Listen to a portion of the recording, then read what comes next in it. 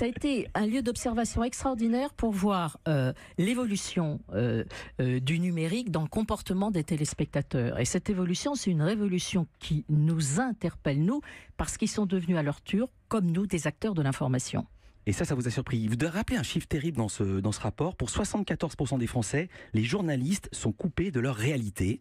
Vous qui connaissez les deux côtés de la barrière, parce que vous êtes journaliste, mais vous êtes aussi une citoyenne, est-ce que vous êtes d'accord? Est-ce que vous faites le même constat? Alors ça, c'est un sondage Ipsos qui a été fait.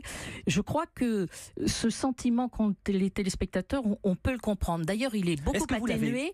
Il est beaucoup atténué à partir du moment où on est plus ancré dans les réalités de la vie quotidienne. Je veux dire, le France 3 de proximité, là, tout d'un coup, les choses s'inversent.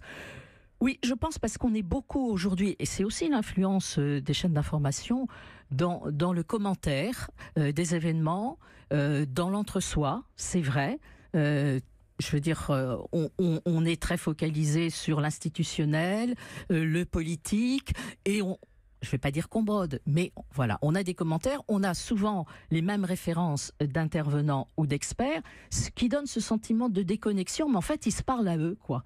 Voilà, ça c'est un sentiment, ce qui n'est pas forcément la réalité, mais on peut comprendre ce sentiment. Je voyais Laurent Bignolas opiner du Bonnet, vous êtes d'accord? Vous pensez que les journalistes sont coupés des réalités des Français? Alors, avec un très gros bémol et une clé de sol pour la région, où effectivement il y a la proximité qui joue, où c'est différent, mais ici dans le milieu, on va dire microcosme aussi parisien, oui, et ils se parlent entre eux, et ils passent beaucoup de temps. Ils oublient de vivre en dehors pour avoir de l'information, du ressenti. On arrive quelquefois dans des conférences de rédaction où on ne fait que analyser la hiérarchie de l'information que par rapport à d'autres médias. On oublie d'entendre souvent le gars qui va prendre son café ou qui a emmené ses enfants à l'école ou pas, ou qui cherche du boulot et qui n'a peut-être pas le même besoin d'information que celui qui est dans sa rédaction et qui pense devoir parler de ça en premier, de ça en deuxième, etc. etc. Marie-Laure Uri, vous parliez de l'appétence des Français pour les chaînes d'infos. Vous donnez un chiffre absolument incroyable. En France, les chaînes d'infos pures représentent 5% de l'audience française, 1% seulement dans les autres pays européens. C'est donc 5 fois l'audience. Est-ce que vous avez une explication? D'abord, c'est le pays où il y a le plus de chaînes d'infos.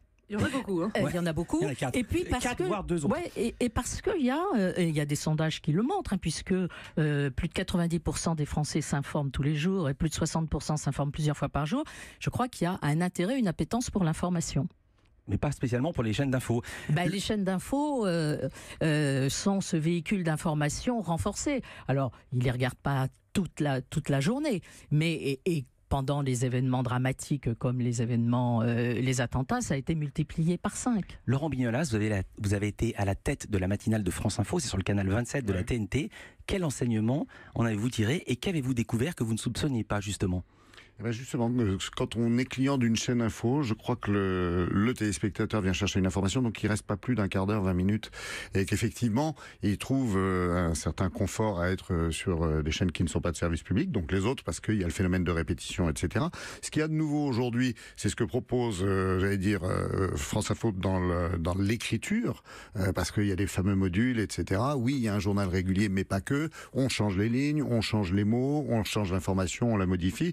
Et ça, c'est intéressant parce qu'on on peut fidéliser avec une chaîne info, mais en faisant aussi un peu comme Pascal de la Tour du Pin sur LCI, en faisant plus du talk aussi, en allant vers le téléspectateur, en essayant de le garder un peu plus. Alors là, oui, ça devient une chaîne assez intéressante. Après, l'autre, la répétition, c'est un peu... Et puis France Info, elle a été conçue aussi pour être vue sur les portables, puisque aujourd'hui, c'est quand même... Et donc, en effet, ces modules sont parfaits pour être consultés sur les portables. Quand même.